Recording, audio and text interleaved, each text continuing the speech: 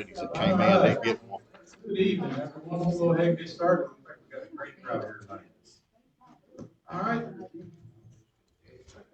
First thing, go ahead and have our prayer, we'll have our pledge, and we'll get into the citizens' comments. Join me in praying. Very Heavenly Father, we thank you for this evening. We thank you for the people who have come out tonight, Lord. We just pray that you give us the wisdom, give us the discernment to handle the business of the city as we go through tonight. Yes, it's in your name. Amen.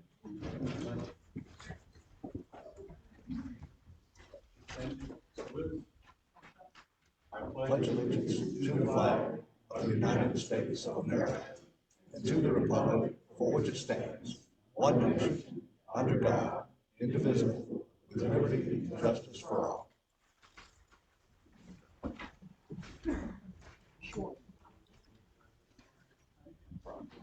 All right, this time we'll have citizens' comments, and we'll have another chance at the end as well. Anybody would like to speak?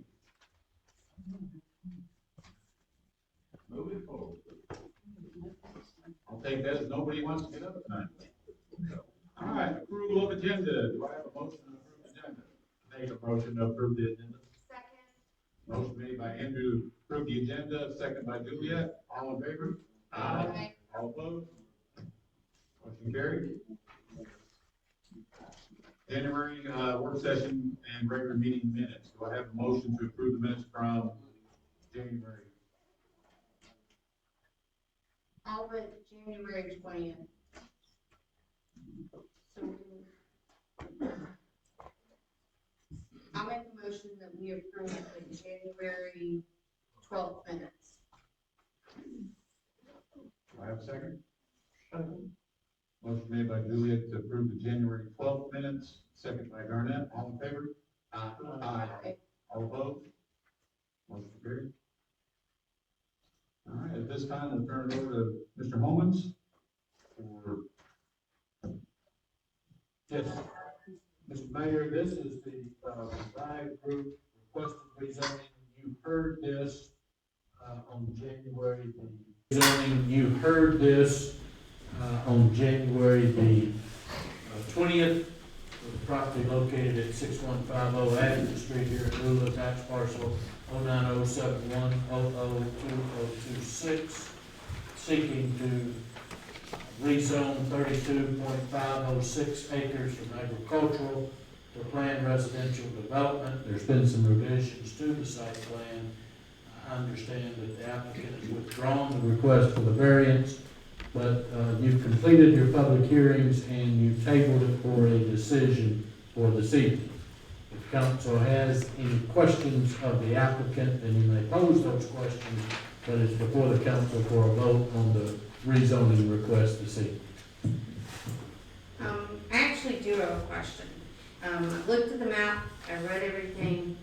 Is there a reason we can't possibly see a road in the center? And my only reason for the question is having lived in a neighborhood that's very snug like this, sometimes traffic jams do happen and you need alternate ways to get around some things. So is it possible that we could get Jerry, if you have any comments, or then our applicant is here, and allow them to respond to that question as well.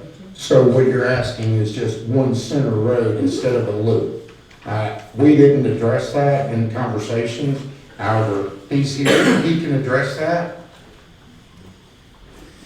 Now, will you understand what Council Lady is requesting or is asking? Not 100% sure, but I'll do my best. Neville Allison, 3500 Lennox Road, Atlanta, Georgia.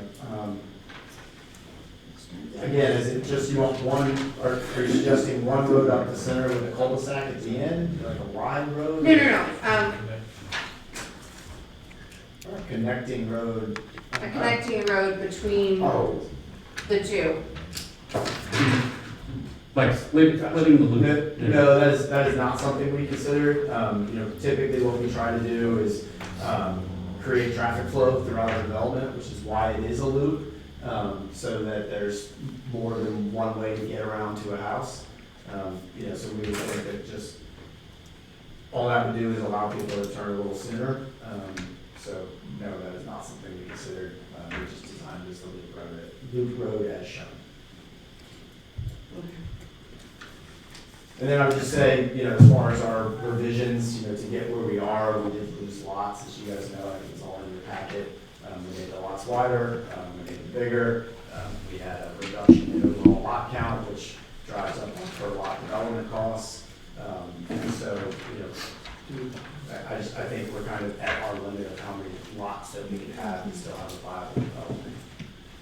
And well, I'm gonna put you on the spot, but since you just mentioned the revisions, can you go over a summary of those revisions for the council and for folks who are here? Yes, sir. So again, I believe these are in your packet, but happy to do it again. So we presented 100 lots at last month's meeting. We've reduced that number down to 93. All of our lots previously were 48 feet wide. We've increased that to 53 feet wide. As City Attorney mentioned, we were requesting a variance for side setbacks down to 5 feet, with 10 feet between buildings measured from the foundations. We've withdrawn that and are proposing side setbacks of 10 feet measured from the eaves. So that's 20 feet between buildings plus the foot of the eave. So if you look at it from the foundation, it's really 22 feet. Which is also what's outlined in your PRD without a variance. And again, that's further apart than what was granted most recently in Moss Farms. We've increased our minimum lot size from 5,700 square feet up to 6,300 square feet. Again, that's the minimum. If you look at all of our lots together, there's an average lot size of over 8,000 square feet. That matches pretty closely with your R2 zoning category, where that's also the lot size of your R2. And previously our average lot size was 6,000 square feet or so it's gone up significantly. We've shown the full access to Carter Street in the back, again, a remote traffic flow both from Athens Street and Carter Street. And we've shown our dedicated spot for the well that the city requested in one of the versions of the staff report we've seen. In addition, we kind of went through staff's conditions that we had and redlined those really just to meet the revised plan and then cleaned up some typos. So if you guys have any questions on our revisions to those conditions, I'm happy to answer those as well. You also, on this new site plan in the bottom right corner there, there's an explanation of your setbacks, your front setback. Yes, sir. So there were some questions that we received about our concerns, I would say, about our driveway length. Under PRD, the front setback is 18 feet, but that is not 18 feet from the street or the pavement. It's 18 feet from the right-of-way. And so, what this does is makes our driveways an 18-foot setback. The driveway length to the sidewalk, that would be to the house side of the sidewalk, is actually 24 feet. I think the goal there is that folks were concerned that, hey, if you had a bigger SUV or a large pickup truck, that the back of that may hang over the sidewalk and block pedestrian traffic, or worse, hang out into the street. And so what we've done is, you can see on our site plan, and we presented it as an exhibit as well, that an F-150 quad cab, or what's known as a crew cab, is about 20 feet long. It's 241.9 inches or something like that. And so again, we've got 4 extra feet for somebody to not park right up against their garage door, maybe they don't pull all the way in, and still not block the sidewalk. So if there's any other questions, I can kind of walk you through that, but. Jerry, do you have those pictures that he sent? This should be in the packet. They should be I in didn't the know if you had packet. it where you put it up there. I don't have it in here, no. So in essence, we're looking at 24 feet. That's correct, yeah, from the front of the house to the start of the sidewalk is 24 feet. Okay. 18 feet of which is on our lot, and the additional 6 feet is within the right of way. And as you guys know, the right of way extends beyond the sidewalk and the grass strip. Any other questions from council? Yeah, I just want to make sure that I re-clarify the house side of the sidewalk, all the way to the face of the house, is going to be 24 feet, is that correct? Yes, sir, that's correct. Okay. And then, so if they were to pull in the vehicle that the size would say, like recommending that they're, as an example, that 150, I guess that's a standard 150. They're going to be, from what I'm looking at, even on the example design, it looks like a covered porch, is that correct? That's correct. That's the front door of the home. Yeah, so the accessible area, how far from the face of the house does that covered porch? Well, that's what I've heard my engineer say, at least, because some, depending on the house plan design, that porch depth is gonna vary. And so it could be, that front porch cannot encroach into the front setback. And so if that front porch is 5 feet deep, as an example, that's an additional 5 feet to the driveway length, 29 feet. So at a minimum, it's 24 feet. To the face of the house, regardless of the porch cover? To the furthest protrusion of the To the house. furthest protrusion of the house, okay.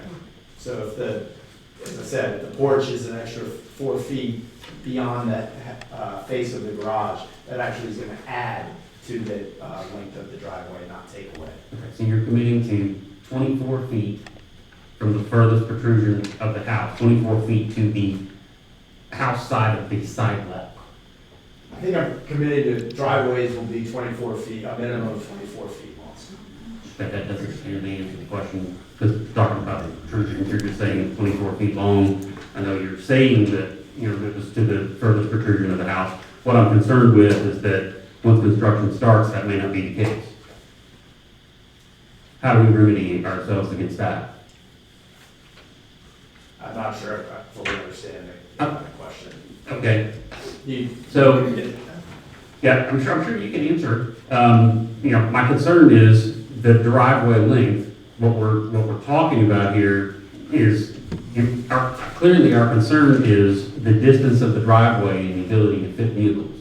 Correct. So my concern is, I'm okay with 24 feet from the house side of the street sidewalk to the furthest protrusion of the house. Because I want somebody on the passenger side of that vehicle to be able to get out, take a wheelchair, drive around the front of that truck or whatever onto that front porch. Okay.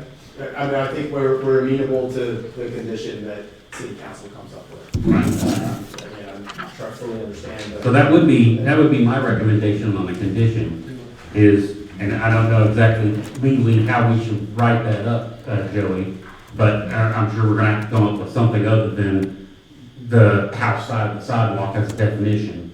But I wanna make sure that when that vehicle pulls in, that pedestrians can walk across that sidewalk, walk across that driveway. The vehicle could be pulled in and still have enough distance between the front of that vehicle and the face of the house, so that someone on the passenger side or the driver's side, depending on the entryway of the home, can have a passageway in front of that vehicle, as opposed to having to walk all the way out behind it, which could be dangerous, I don't know. Anything can happen, but I would want to make sure that there's enough passageway in front of the house, because the tendency would be that, if we don't make that provision, someone's just not going to pull all the way in. They're going to block that sidewalk, and good luck enforcing. Yeah, I think if, what we're trying to explain is that if they parked 4 feet away from the front of their garage door, they still would not encroach on the sidewalk. The typical F-150, Tony, is 19 feet, bumper to bumper. So when you fit that in that 24 foot, you're actually giving yourself 5 foot room. Does that make sense? So you would have 5 feet You'd have 5 feet, and whether it was in the in front front of the house. or the back, but you still wouldn't be on the side.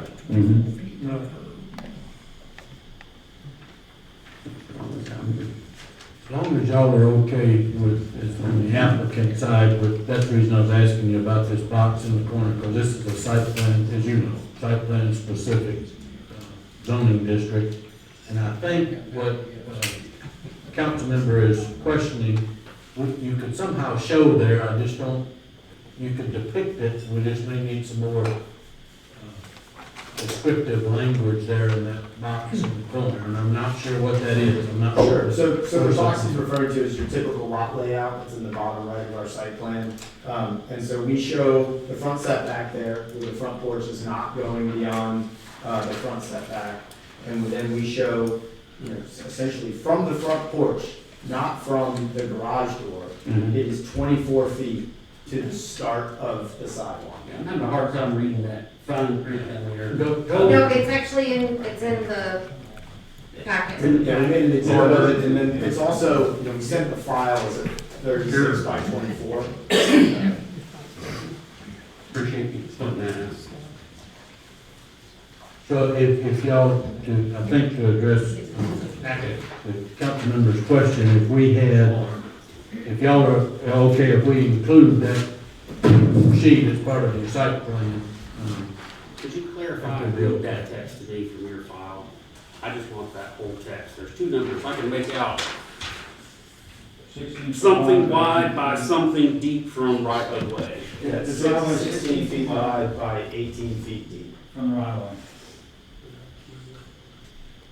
And that's, yeah, to the right of way. And the right of way would be further setback in from the sidewalk? That's correct.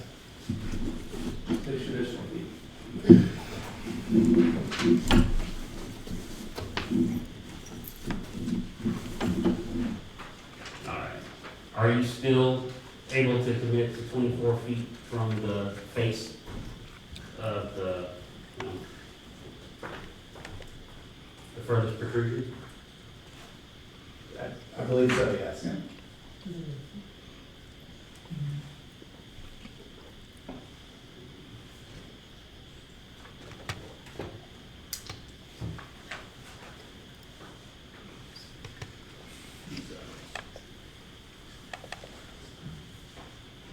All right.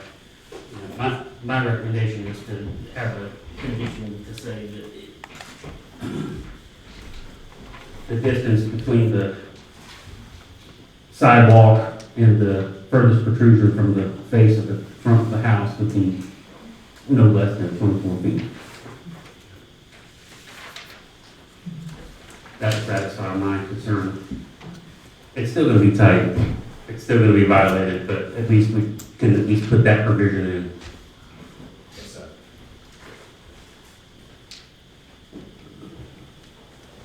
any other questions from council?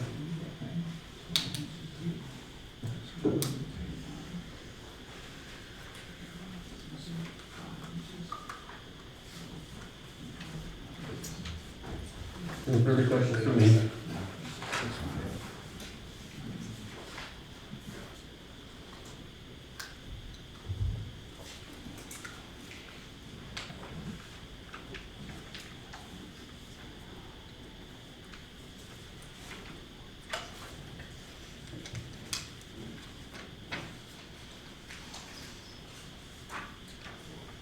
Is that all we have, Joe?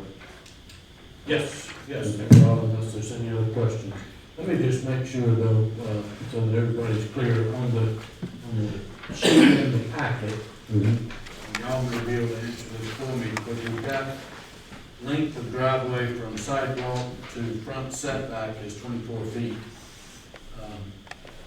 And is the concern that the setback, I just don't want to wind up making something less restrictive than what they've proposed. What page do you have there?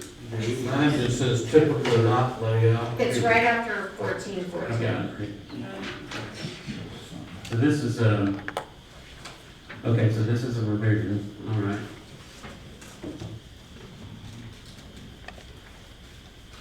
And then he's got the,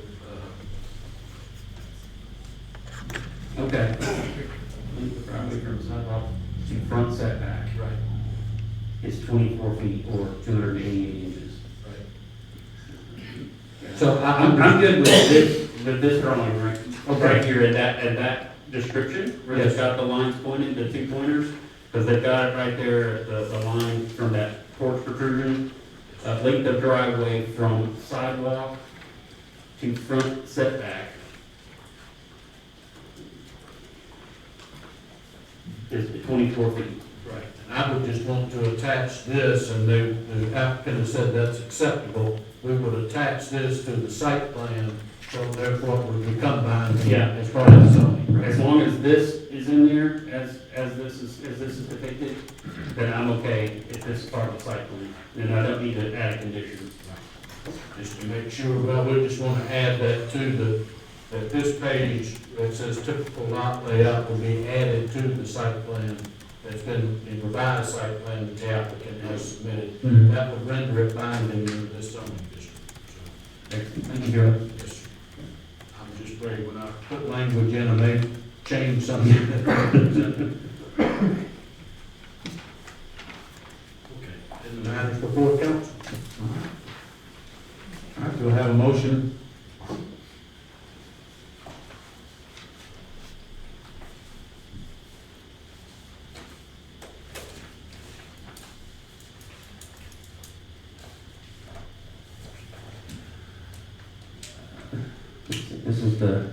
Are we calling this the revised PRD for Athens Street? Let's use- Or is it just for the, rezoning, correct? Yes. Correct. Yes, we would, you should, it's a good point, you reference the concept site plan dated February 4, 2026.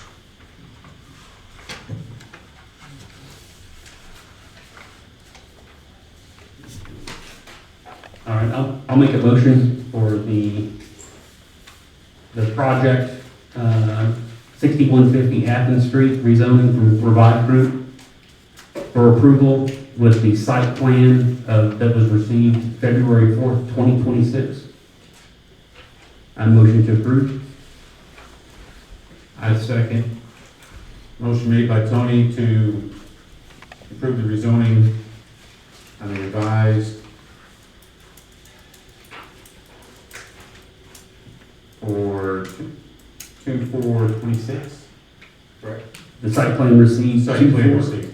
2/4/26. 2/4/26 with the typical lot layout to also be attached to the site plan. And second by Andrew.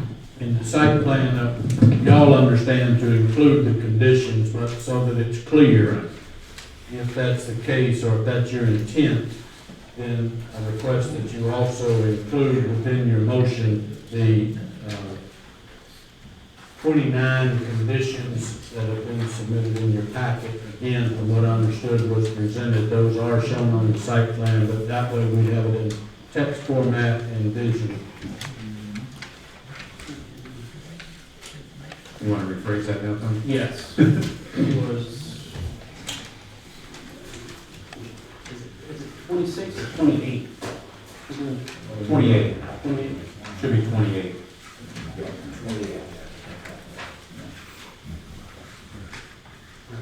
I'm gonna rephrase my motion. I make a motion to approve the revised PRD received for 6150 Athens Street rezoning from Revive Group with the site plan that was provided to us February 4th, 2026, that includes 28 conditions as recommended and agreed to by staff. Well, he's right. This one's crossed out, we're gonna attach it. Now, those that are attached, what's crossed out, is just for historical reference to show how it got revised Okay. over. 28. I'll second it. Motion made by Tony to approve the revised PRD. Say that again. Yeah, I make a motion to approve the 6150 Athens Street rezoning presented by Revive Group Site plan attached received February 4th, 2026, with 28 conditions listed. Tony's motion is to approve the revised PRD at 6150 Athens Street by Revive Land Group, submitted on June 26 with 28 conditions. Do I have a second? Juliet? Second. Seconded by Juliet. All in favor? Aye. All opposed? Motion carried. We'll have the minutes reflect that Councilmember Llewellyn had recused from consideration. He can rejoin us. It'll take a few days to get that drafted up and the approval signed, but I'll email it to you.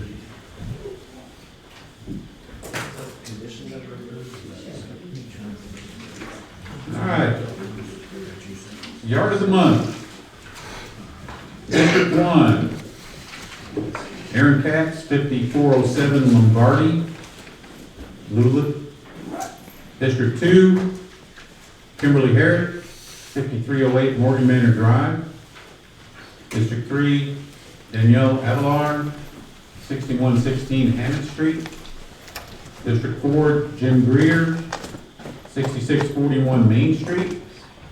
And District 5, Victoria Butcher, 113 Brookside Drive. Congratulations to all those winners. We'll be receiving your credit in the, no credit on that?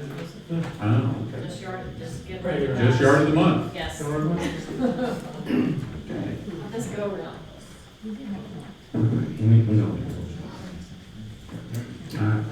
Finances, Jerry. In your packet is, last week you saw a budget. We've seen some things, in the budget that we'll be, working on over the next month. Since we got a new software, move forward with that, that way we can have a good, clean budget this year. But in your packet, you have the finances, from the city, from the current bank accounts. Most of these accounts are from the end of January, is that correct, Nancy? Yeah. And a couple of them are pretty current, so, so in account 2819, you have just over, or just under 111,000. Water tap, you have, just under 147,000. Sewer tap, you have 2.3 million. General fund, you have 1.687 million. Water fund, you have just over 162,000. And then escrow is 107,000. ARPA, we have $23,000 left. And then Hawk County SPLOST State, we have 3.6 million. And then Banks County T-SPLOST, we have 416,000. For a total of 8.8 million. However, nearly 2.6 of that is restricted, so it's been earmarked for other things. So, so in the bank, in your finances, you got $6.2 million. Okay. We have a motion to accept the budget as read. Make a motion to accept. I'll second that motion. Motion made by Garnett to accept the budget as read, second by Andrew. All in favor? Aye. All opposed? Motion carried. Purchase order payroll modules for BS&A. Jerry? All right, we discussed this last week in the work session. As you can see, to add the cloud purchase order, it's just over $1,400, and then to add the cloud payroll is just over $2,400. And then, of course, there's some setup fees involved, and then project management to implement the planning for the modules, and then the actual training. The total cost is $26,265. But once that is complete, the amounts each year would be $1,455 for the purchase order, and for payroll, it's $2,440. We will be saving a ton of money on payroll. We kind of got thinking it through, 2-3 hours that Amy works on the payroll, take her salary, into consideration, and then what we pay, PAYCO, we will be saving about $2,000. This is for a month, and it'll be over $2,000. It'd be over $2,000 each month by going to the payroll module and doing it. Because we're already doing almost everything ourselves anyway. So just the yearly savings on payroll would be about 24,000? About. And then these are the costs per year. Right. Yeah, those top two numbers are the cost per year for the module. Okay. And the great thing is, as we do add these modules in, they won't take place. A payroll clerk, payroll accountant, a payroll executive would lose their absolute mind if we implemented it today. Because payroll is on a calendar year, not on fiscal year. So we would wait to put that in at the very beginning of next year. That way, everything is clean for W-2s, 1099s, all that. Everything's clean, implemented at the very beginning of the year, calendar year. That way, it makes it much easier to do those taxes and do your W-2s and 1099s and all the other documentation that's necessary. The purchase order, however, we will try to get it implemented on July 1. That way, it's clean for our fiscal year, and it will fall in line with our budget. And did we find out if that generates purchase order numbers? It should, yes, it should, yeah.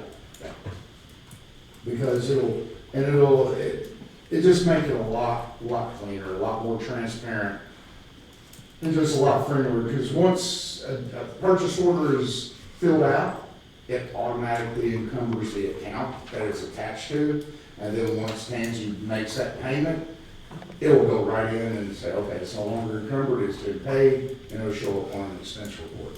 Okay. So we're waiting for the payroll to be implemented January 2027? Yes. So the only fee we're gonna have this year is gonna be other than the 26,000, is the 1455 to implement the purchase order Yes. July 1. And then we won't pay for the payroll until next year. December, January, right? Yeah, December, January, yeah. Okay. All right. And we have a motion to accept BSNA add-ons. I make a motion to go ahead and approve the add-ons for BSNA for payroll and purchase order. I'll second. Motion made by Juliet to accept the add-ons for BSNA for purchase order and payroll, seconded by Tony. All in favor? Aye. All opposed? Motion carried. Okay, waive water late fees. We had a discussion on that last week. We're at 13.7% is what we figured out. Yes. That come in late. That's out of the 1,400 or so customers that we do have on that, so. I'll entertain any questions on that. Do we have a current total of those who've already paid, or at least a percentage ballpark? I think, if I'm ballparking it right, and my math is mathing, I think I did, what did I tell you what? We're about 175 to 200 have Yes. not paid, Yes. which brings us to about that 13.7%. About normal, maybe a little Yes. less. This is normal.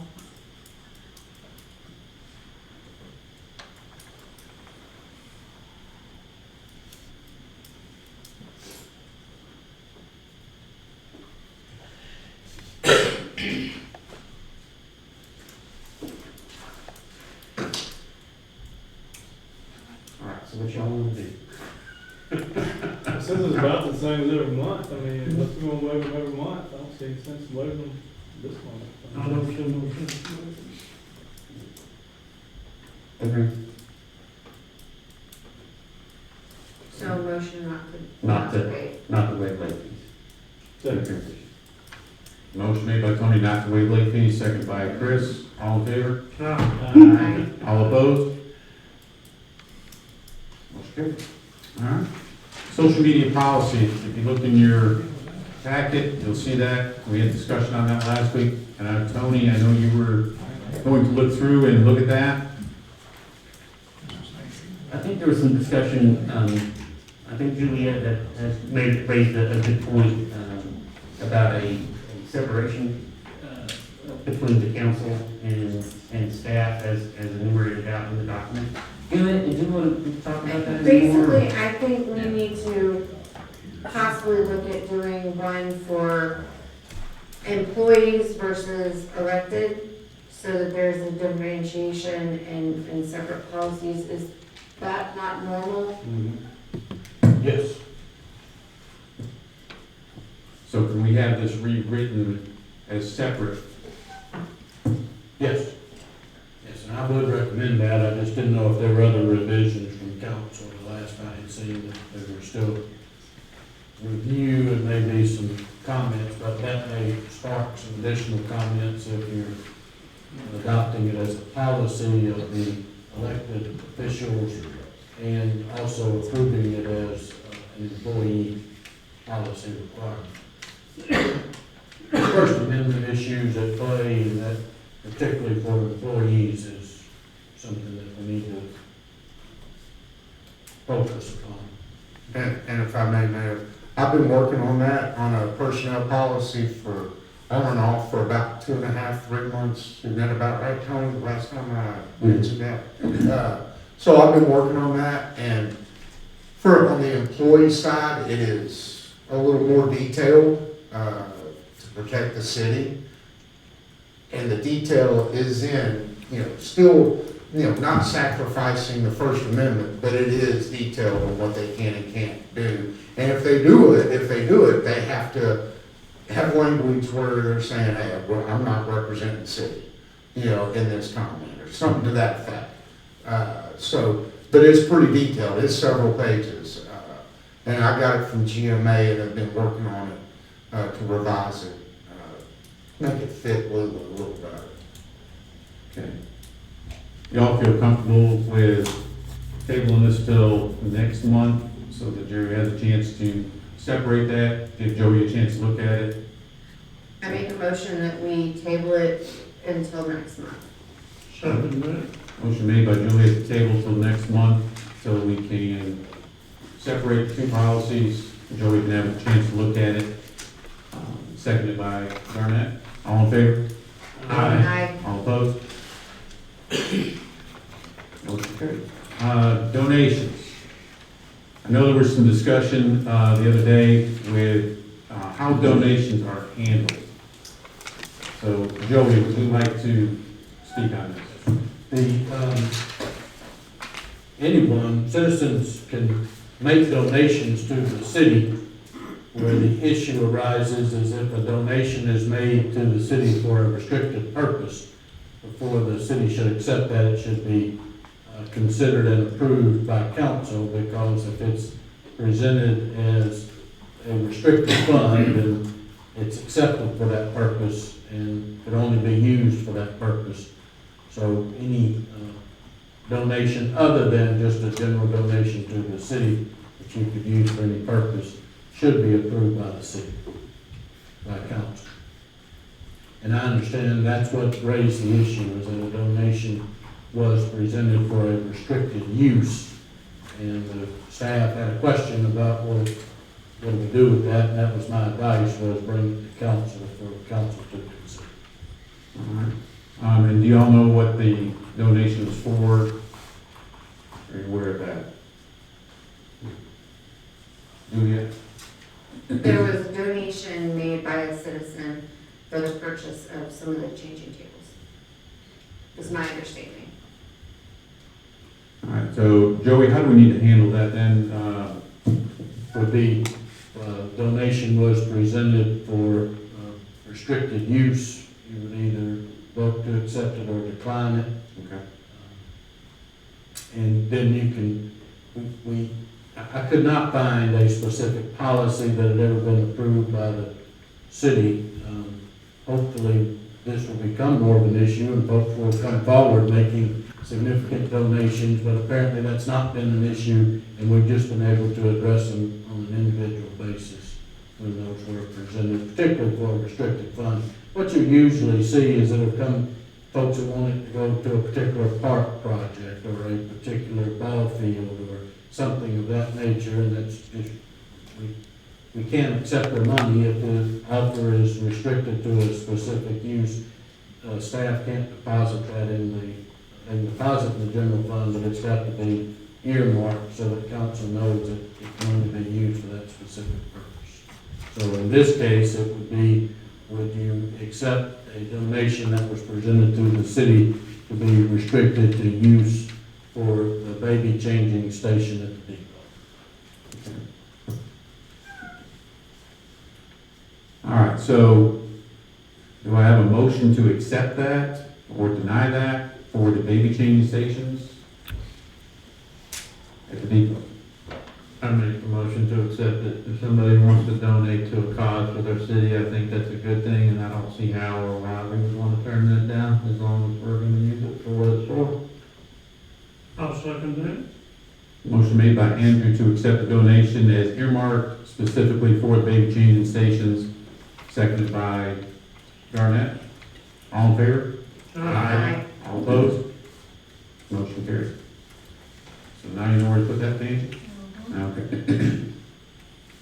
All right. That brings us to the baby changing stations at the depot.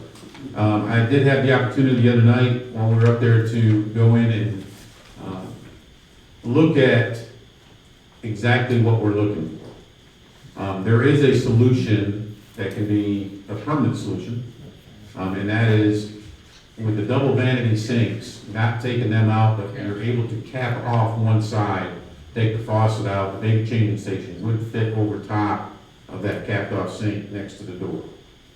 I believe, Juliet, you were there, I showed you, and it would still fold up. It would be the fold up type that would support, would have all the safety features, everything that we need in it.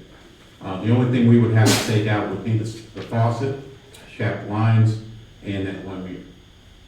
As long as it's installed correctly and properly and legally, I don't see an issue. What was the price? Those stations were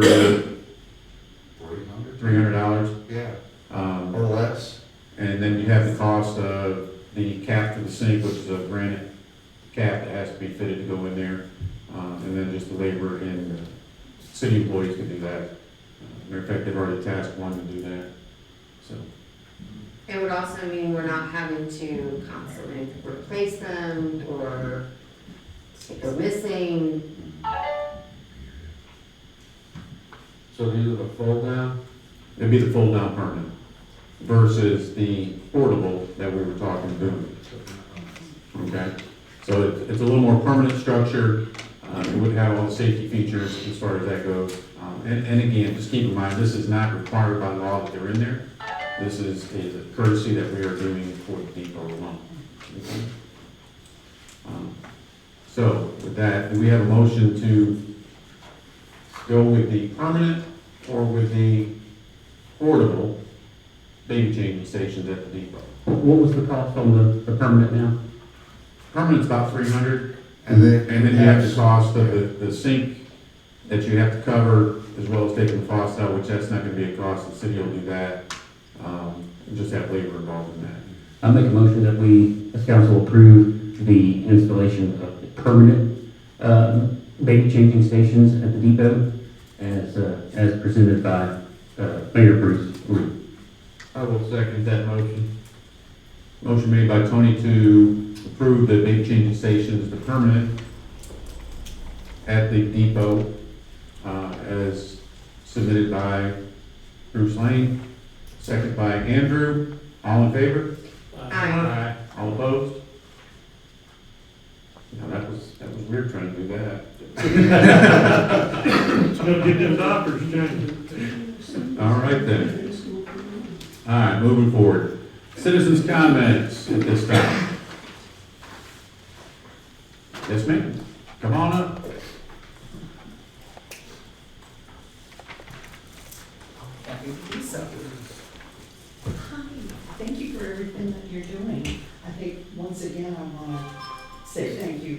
want to express my frustration about Uh, the city for- website. First of all, Guilford, yes. this is 5557 Hood Street. It probably turns off again. All right, I can turn it back on. Did you hear that, Lon? You heard that, right? Okay, great, okay. A little frustrated with the City of Lula website. It is not up to date, and I think we all know in today's world, it's critical to keep your information for your citizens as well as potential citizens up to date, current, rapid, and keeping up with the times. It is really embarrassing. Our new mayor, your information is not there. Several of our people here, your information is not there. There are other links that do not work. I've heard from other citizens that, through the Gab chain here, that they can't access certain sites. I went looking for the code enforcement information today, couldn't get it. So there's a lot of problems with that website. I hope that you will consider possibly subcontracting someone in here who is knowledgeable and who can train staff, get this website up and working. It's really, I don't know who, all I would suggest is let's look at some of the other municipalities and how their websites look, how they're worded, how they function, and how they keep the citizens informed. That's, I'm echoing other people as well, but it really is, we want a good look for Lula, and the website has for years now been a little bit, not a little bit of a problem, but a problem. I'd also like to ask that the electronic bulletin board or board up at the depot is updated. The chili contest has been canceled, correct? Correct. Okay, that's still rolling up there. There's been a fall for Welcome to Lula. There's a fall picture there. Shouldn't be a fall picture there. We missed winter. It's spring now. Let's update this stuff. Our citizens here, require and request that we have up-to-date, current information. So that's my 2 cents tonight. Thank you. Well, can I respond? Yes, please. So, I'm glad you brought this up. The webpage is being taken care of.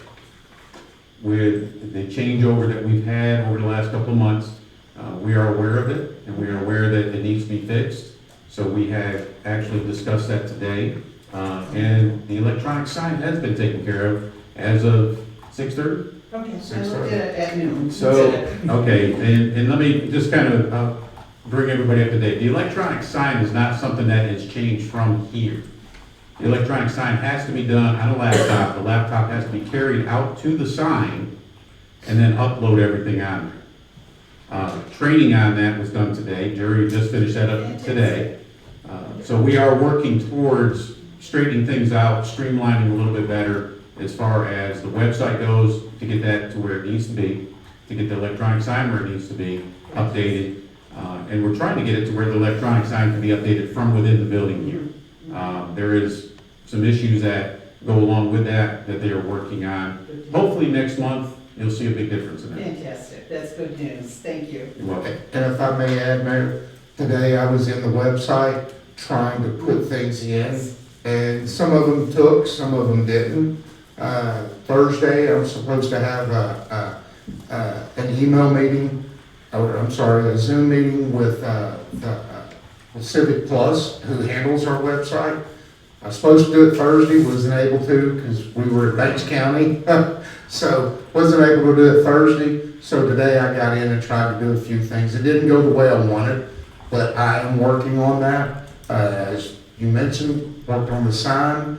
However, we do not have a picture for spring, so I need to get that. So that's really the only picture we have for Lula, is that fall picture, and I did notice that today. So I'll get some more pictures and get it updated. And want to alert also everyone, our Facebook page is very active. We have really started ramping up notifications. I did one today. I want to let everyone know that if you go to the Lula City Hall, if you go to that page, you will see a scam alert. So what is happening, everyone knows that Railroad Days is coming up. So now people are reaching out to former vendors to have them pay in advance through Zelle or Venmo or Chime to get a spot. Don't let these criminals take your money. Don't let them do it. You will pay for your spot as a vendor here at City Hall, only here at City Hall, and in person. You will not pay through an app online. We do not do that. So if you know of a vendor that may be interested in doing this, tell them to come to City Hall to register and pay at City Hall. We do nothing online when it comes to that. The only thing you can pay online is your water bill. That is it. Everything else is handled in person. So I just want to let y'all know that we are working on other avenues because we do know the Facebook reaches a lot more people, and we do know that the website has some challenges that we're trying to overcome. So we're trying to work both sides. I think it's just important that you don't put all your faith in Facebook. You know, Oh, I agree. there's- I totally agree. You know, I personally am pulling away from it more and more and more when I see the stuff that ends up on my feed. I call it the feed. Yeah, right. You know, so I know I'm old, and I know there's younger people who say Facebook, no thanks. You know, Facebook's for old, us old. Yeah, there's so many who don't use it at all. And I know, yes. Yeah. So, but I wanted to let that was another avenue, so. But wanted to let everyone know Yeah, that yeah. we The were doing railroad- that in the The meantime. Railroad Days information on the website is half updated. Bear with us, If you we look are at getting it. it. It's halfway. And, am I When allowed did- to say something? When Yes, did you you, Well, I'm just wondering, are you going to the new website? Mhm. Okay, I'm just asking. because I updated the whole thing on Railroad Days today, this afternoon, about, I about just o'clock. looked, unless I need to refresh, yeah. Well, let me see. It was halfway, you know, we had 2006 up until about halfway down, and then it was 2005. I'm just wondering if you're still going to the, I mean, we did do a new webpage. Mm-hmm. Okay, all right, well, I'll look at it this evening. I looked today too, and I'm running into the same thing. Okay, we're gonna. It may not have saved I everything just that I wanna make sure uploaded. we're all going to the new one. Okay, we'll check it out. Yeah. She had something to say, yes. Oh, Yeah, do I, you- okay. Come on. Well, it's very minor. It's okay. Just to piggyback what she had said, urging you when you are doing the redesign to really focus in on explanations of things. That is when I'm trying to get involved in something, or if I'm, you know, about to participate in something, I'm going to educate myself as much as possible. So just, you know, the first place I went was the analysis of the meeting tonight, in hopes that it would see like, you know, a breakdown of what happens and like here's kind of what you're gonna expect and what to expect kind of thing. So I just encourage like thinking into those kind of things as well, and not keeping it short and simple, but giving, you know, the community an opportunity to go from ignorance to awareness and get involved easily because they feel informed. So. We just need your name and your address, sorry. Um, Other than, yes, we agree. Okay, cool. Amanda Beck. So I live with my parents. Do I give you their 7511 West County Line Road? Thank you. Thank you. Any other comments?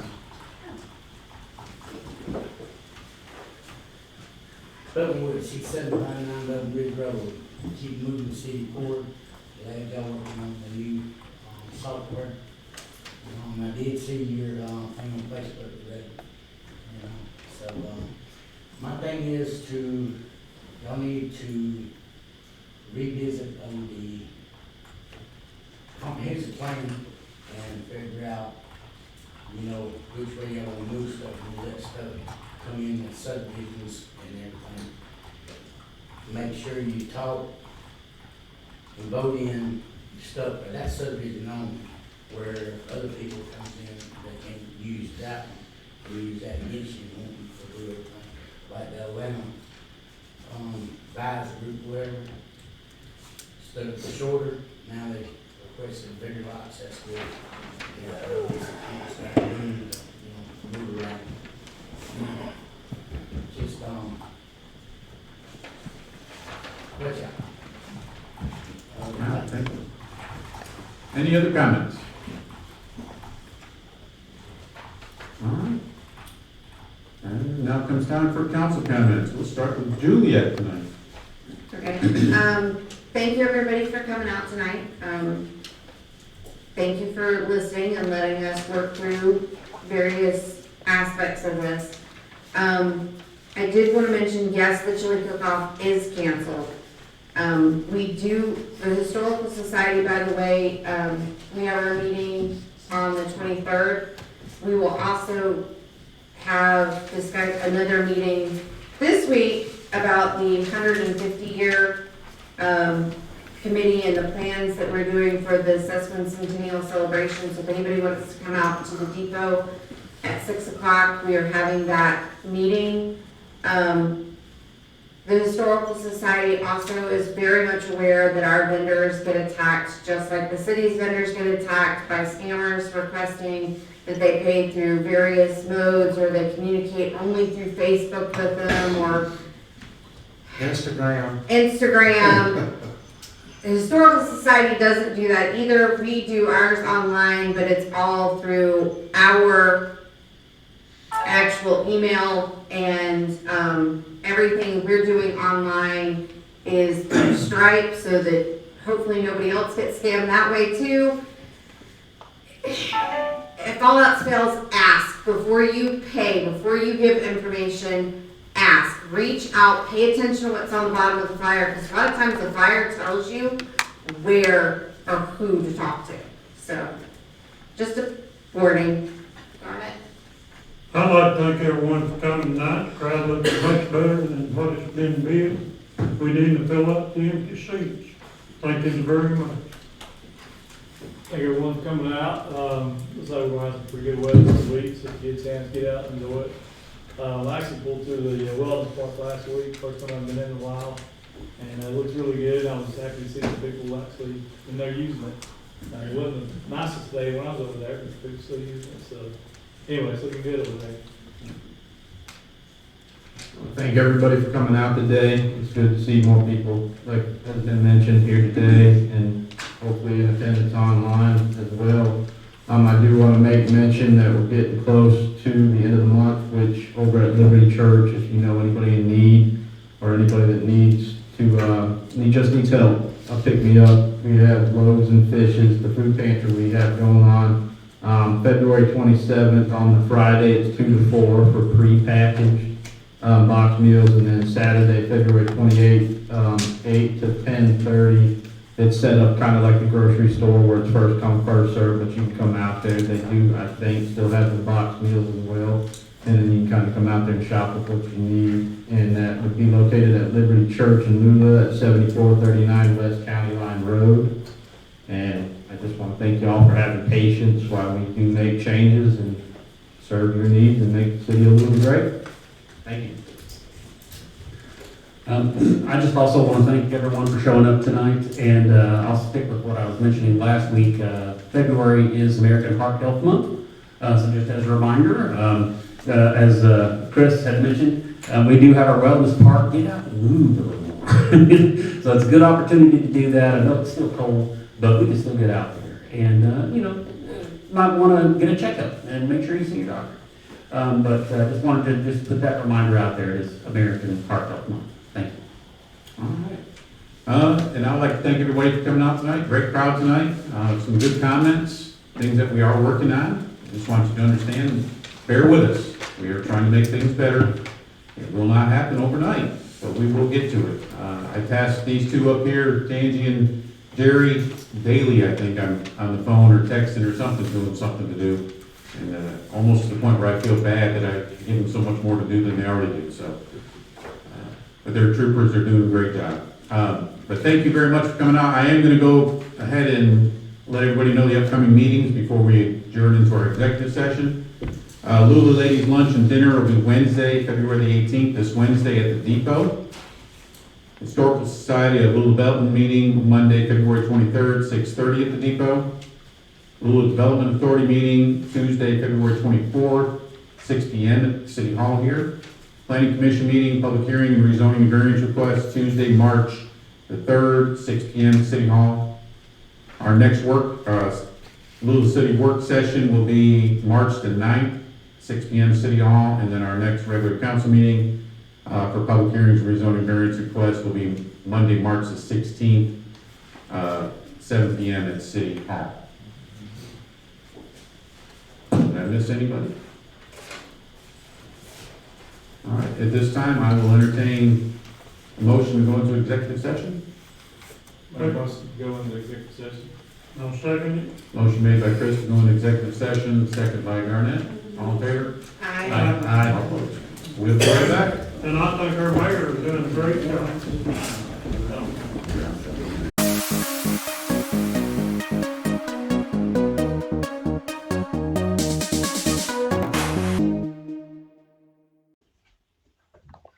All right, one last thing, motion for the property at, the address again, 5924 Maiden Lane for purchase and sale.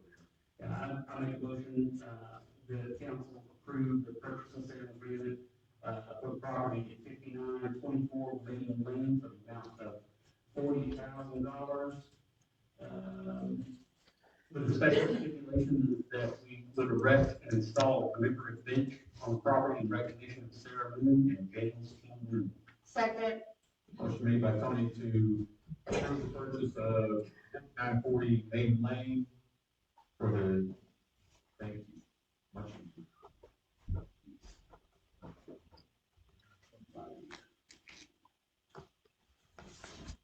For the amount of $40,000, before March 16th, special stipulation and purchase of erect and install a commemorative bench on property in recognition of Sarah Moon and James T. Moon with a reasonable time of closing to notify sellers when the bench is installed. The seller is responsible for the necessary maintenance and replacement of the bench while the property remains in purchaser possession. Purchaser shall relocate the bench to the location with similar or better access to the public if relocation from the property becomes necessary. And seconded by Julia. Yes. All in favor? Aye. All opposed? Motion carries. And I'll entertain a motion to adjourn. Motion to adjourn. Motion made by Chris to adjourn, second by Garnett. All in favor? Aye. All opposed? Thank you all very much. Appreciate the ones that did stay around and wait for us. Sorry it took so long. I'm